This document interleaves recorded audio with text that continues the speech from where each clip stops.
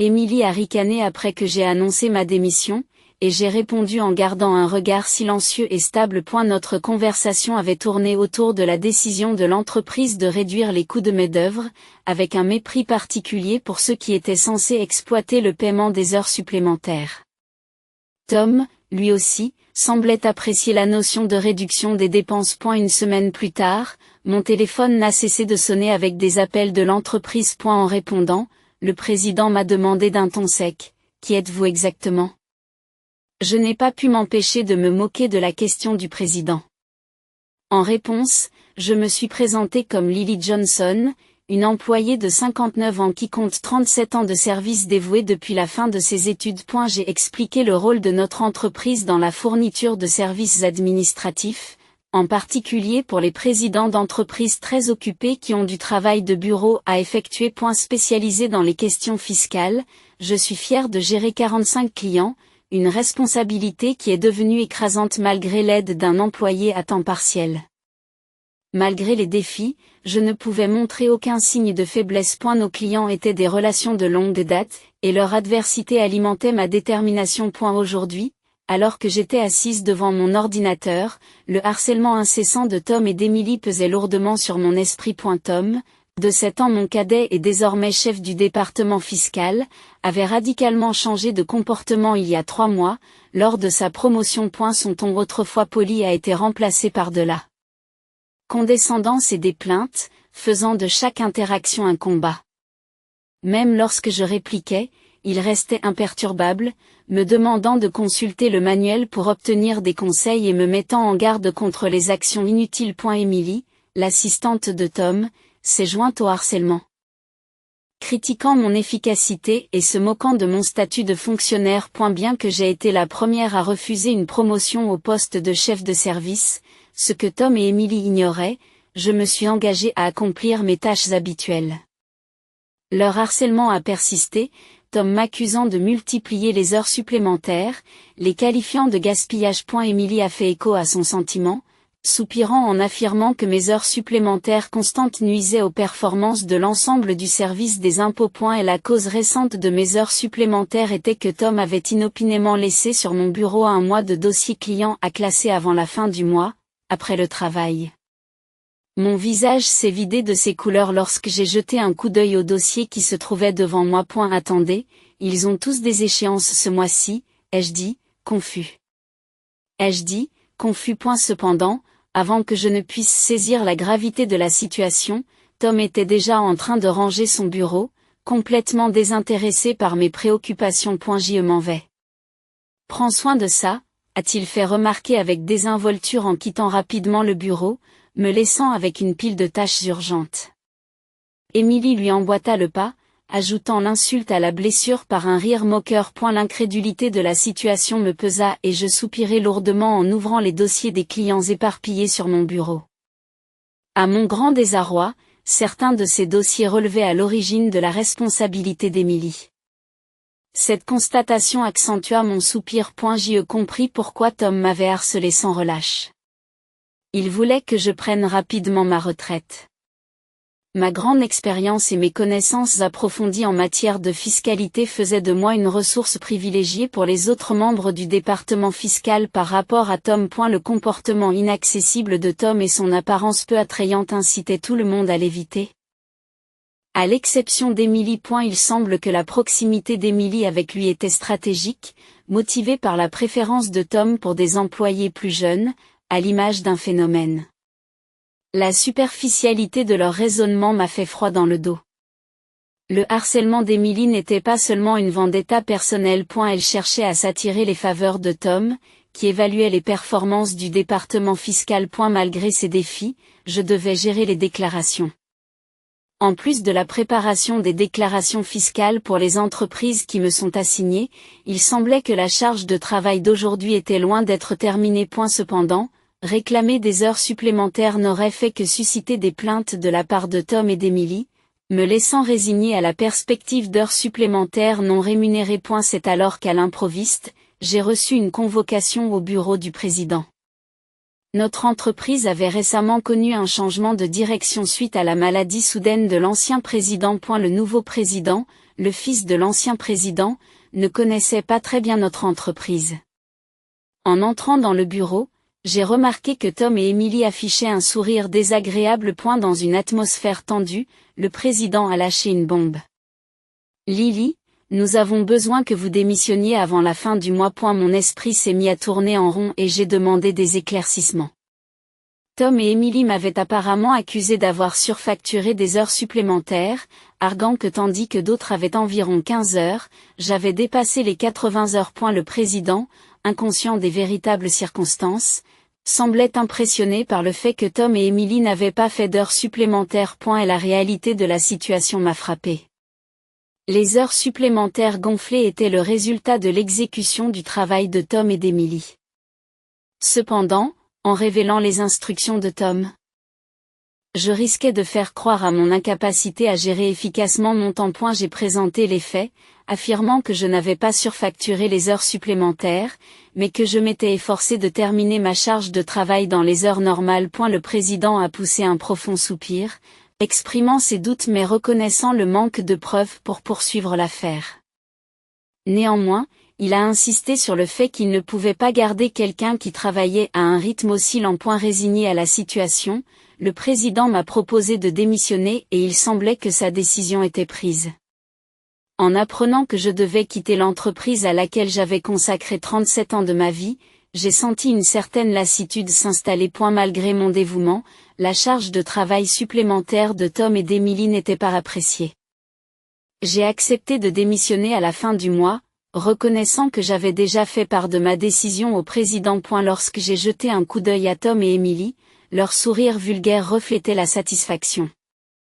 En quittant le bureau du président, Emily m'a lancé un sarcastique merci d'avoir démissionné. J'ai répondu par un regard silencieux, faisant face à un mépris similaire de la part de Tom, qui a partagé son approbation de la réduction des coûts de main-d'œuvre et m'a étiqueté comme quelqu'un qui exploite le paiement des heures supplémentaires. Observant leur conversation enjouée, je réfléchis au processus de transfert. En créant des documents pour tous mes clients, j'ai veillé à ce que les adieux et les rendez-vous avec ceux que je pouvais rencontrer personnellement se fassent dans les règles de l'art. N'ayant pu organiser une réunion avec le président, j'ai eu recours à des lettres pour l'informer de mon successeur. Une semaine après ma démission, alors que je profitais d'un moment de détente à la maison, mon téléphone portable a sonné. Voyant l'appel de l'entreprise, j'ai hésité. Ayant déjà effectué les démarches auprès des assurances sociales. Cependant, les appels persistants de l'entreprise et des portables personnels de Tom et d'Emily m'ont amené à répondre à contre-séure. Lorsque j'ai décroché, le président m'a demandé avec insistance, « Qui êtes-vous exactement ?» Je n'ai pas pu m'empêcher de répondre d'un ton moqueur, « Une chômeuse qui a démissionné de l'entreprise, rien d'autre. » En réponse, le président a expliqué avec insistance le chaos qui régnait depuis mon départ. 49 appels pour arrêter les transactions avec l'entreprise.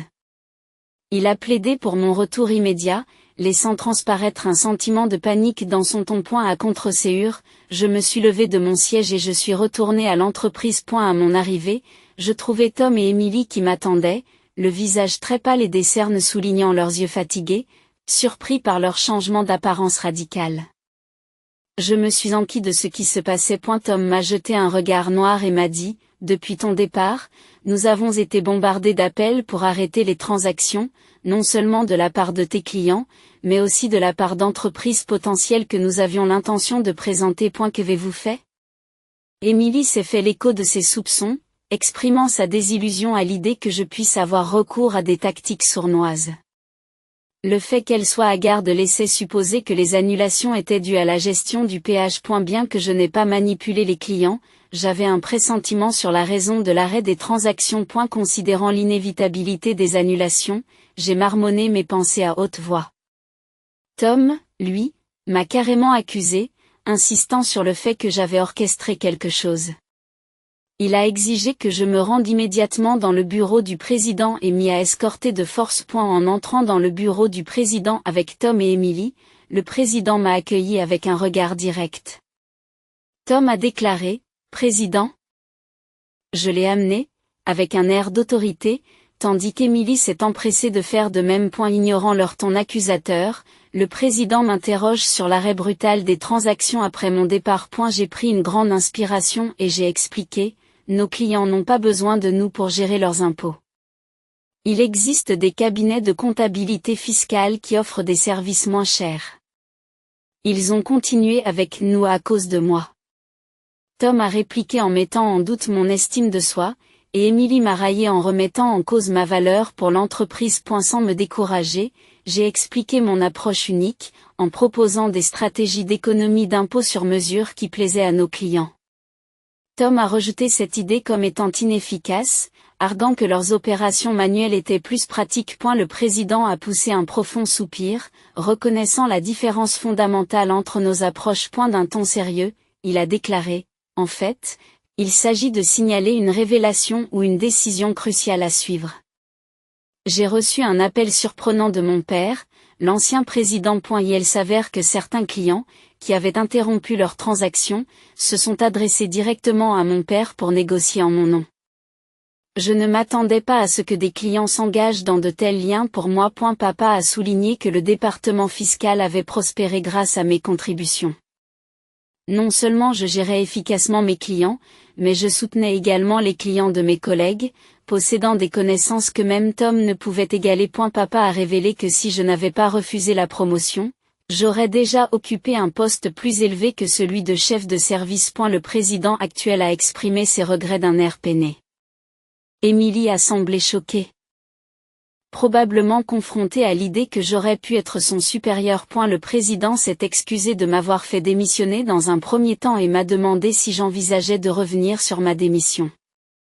Selon lui, j'étais indispensable à l'entreprise. Bien que j'apprécie le changement de point de vue du président, j'hésite à accepter. Tom a interrompu notre conversation, visiblement bouleversé, et a protesté contre la décision du président, se demandant pourquoi j'avais été choisi plutôt que lui.